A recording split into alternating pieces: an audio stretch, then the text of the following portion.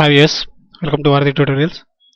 Previous ట్యూటోరియల్లో browse చేయడం ద్వారా ఎలాగ మనం ఒక ఫైల్ని ఓపెన్ చేయొచ్చు అనేది మనం తెలుసుకున్నాము.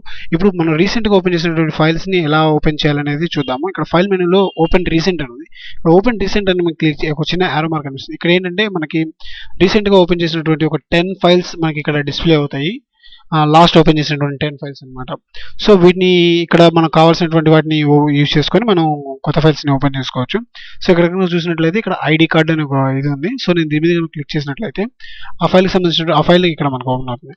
అదేవిధంగా ఇప్పుడు ఇక్కడ ఓపెన్ రీసెంట్ చూస్తే ఇక్కడ ఐడి కార్డ్ అనేది ఫస్ట్కి వెళ్ళిపోయింది. సో ఆ విధంగా ఉంటుంది అనమాట. ఇక్కడ 01 అని ఉంది.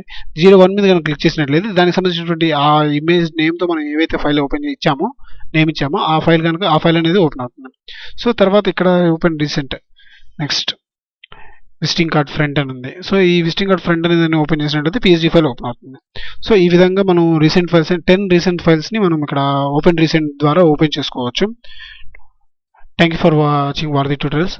Please subscribe for latest updates. Thank you.